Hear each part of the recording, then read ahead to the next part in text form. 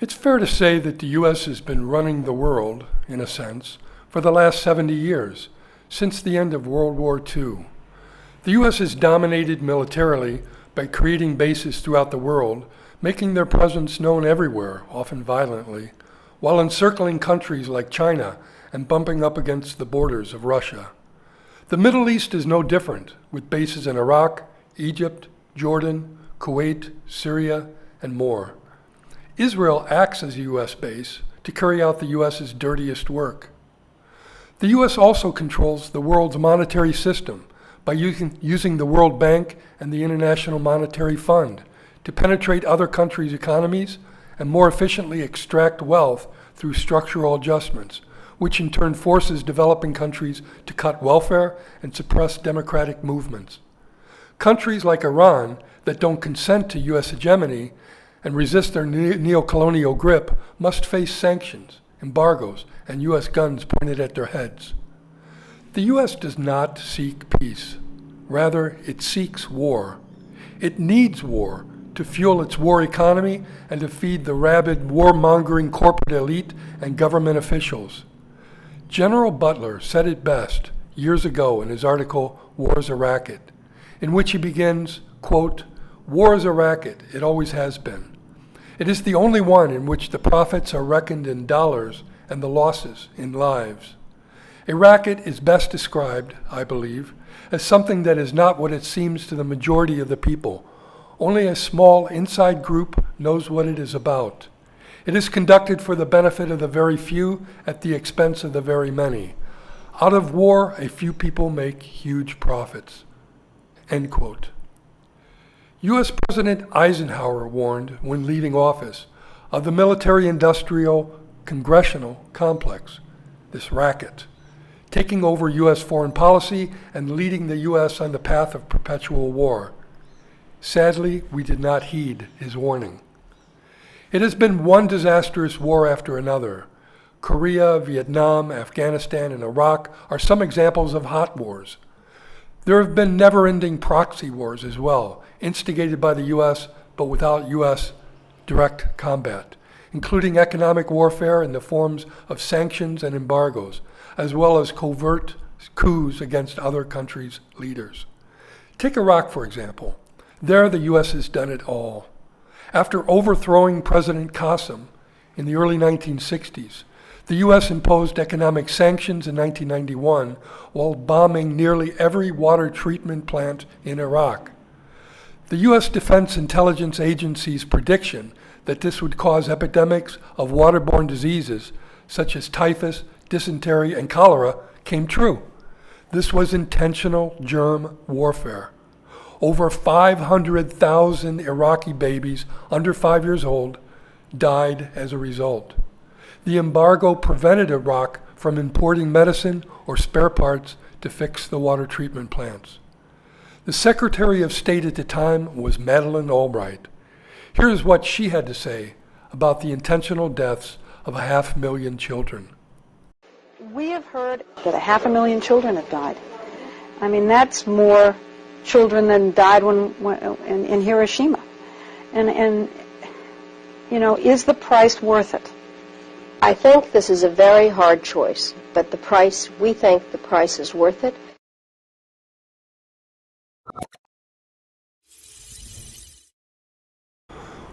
What is one brown baby's life worth?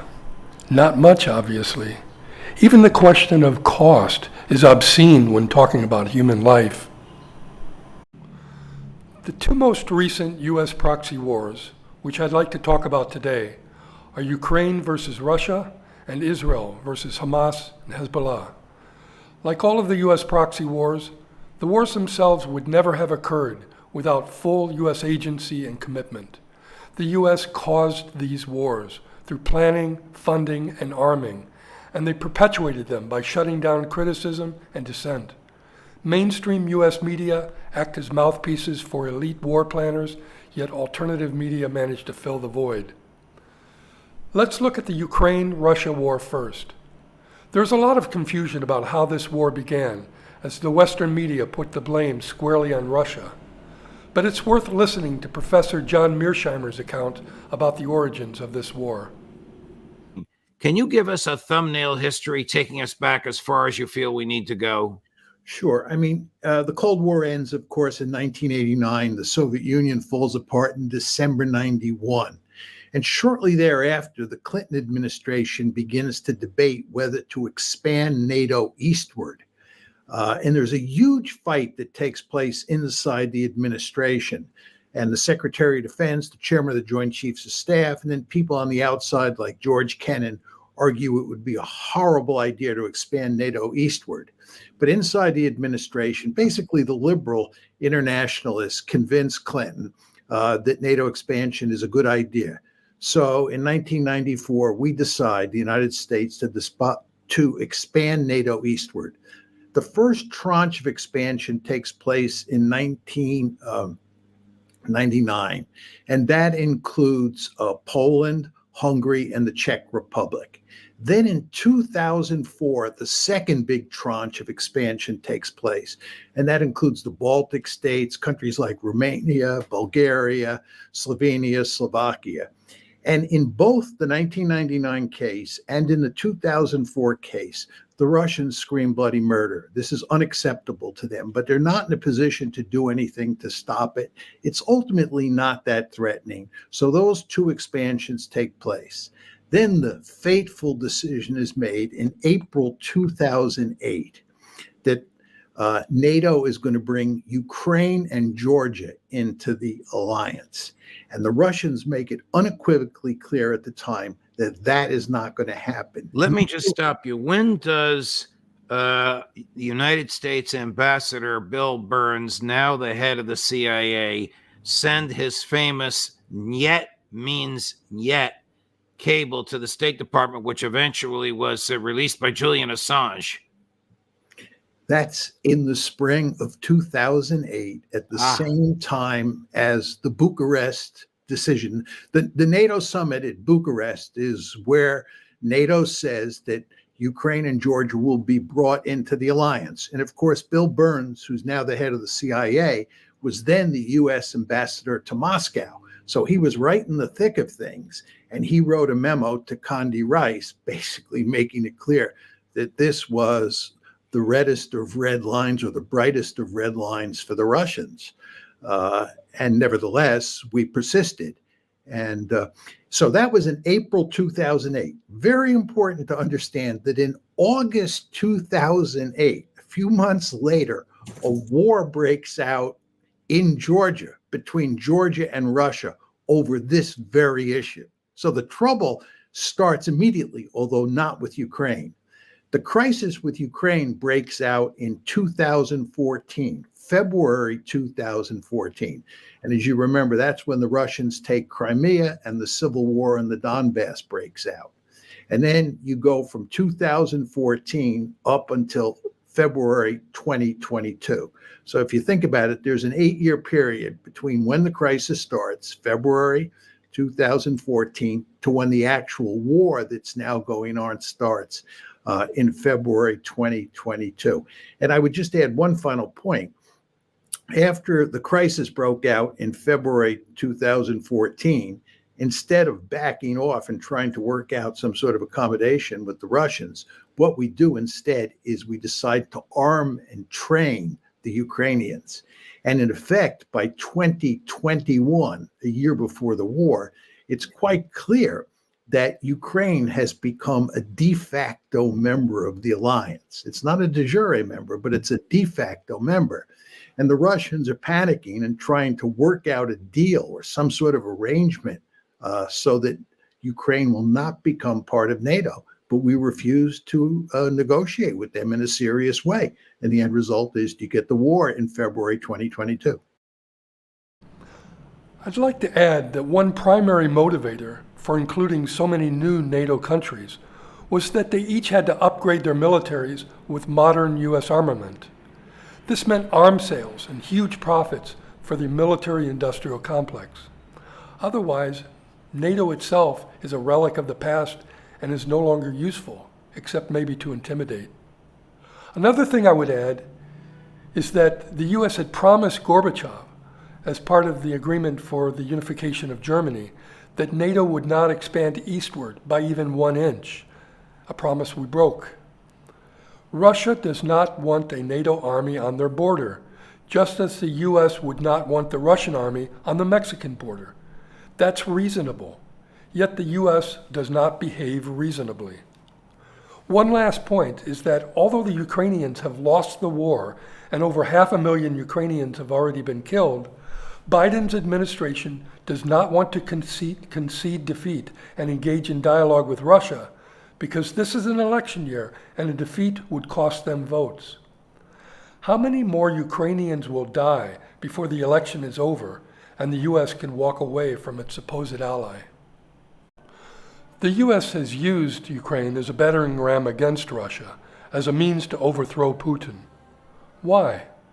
One reason is that U.S. corporations can get access to Russia's vast resources.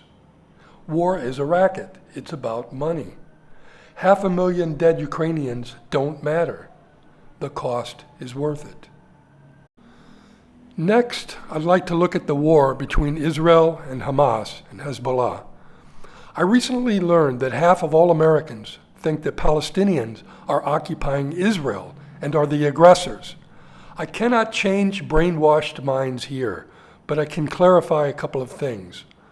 One, Palestinians had lived peacefully in Palestine for centuries prior to the arrival of Western Jews. Two, the Jews coveted all of Palestine from the beginning, and in 1948 they tried to drive out all Palestinians.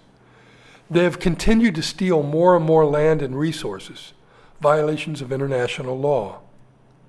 Three, the stated goal of the Likud party, Netanyahu's party, is to have all of Israel, from the Jordan River to the Mediterranean Sea.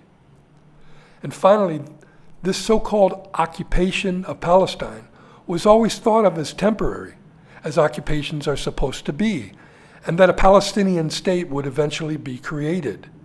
However, according to Ian Pape, a leading Israeli historian, the term occupation is not appropriate in this case.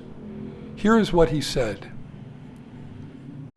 I think that language is very important. The way you frame a situation can affect your chances of changing it.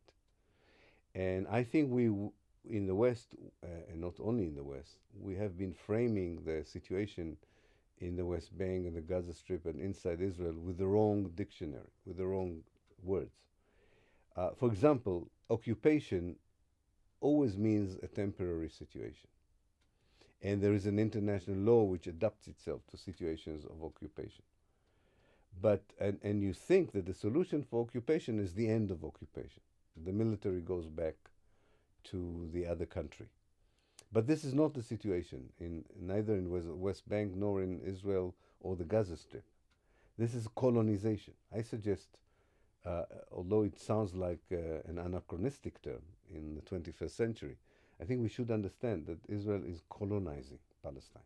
Started colonizing it in the late 19th century and it's still colonizing it today. As is evident from the past year, Israelis are brutal colonizers. We are witnessing a genocide, and we have watched the deaths of up to 200,000 people or more by reliable accounts. The rest of the population is starving and sick. The infrastructure is totally destroyed. And who is funding the genocide? The U.S. Who is shipping massive armaments daily to Israel? The U.S.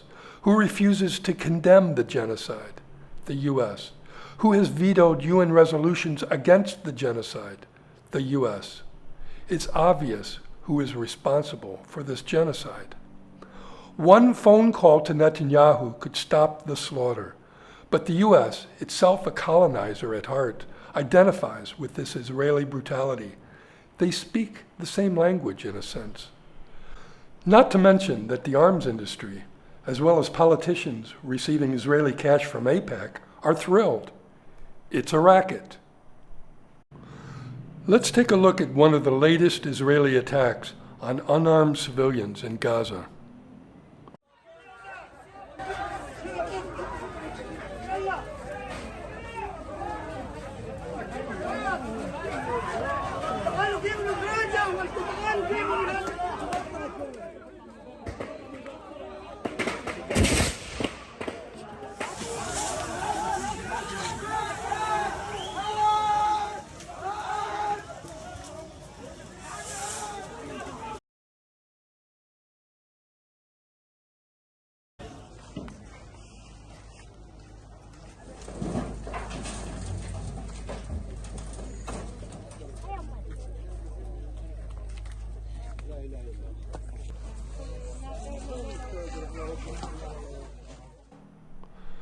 This genocide is made possible through American tax dollars and a long tradition of American exceptionalism.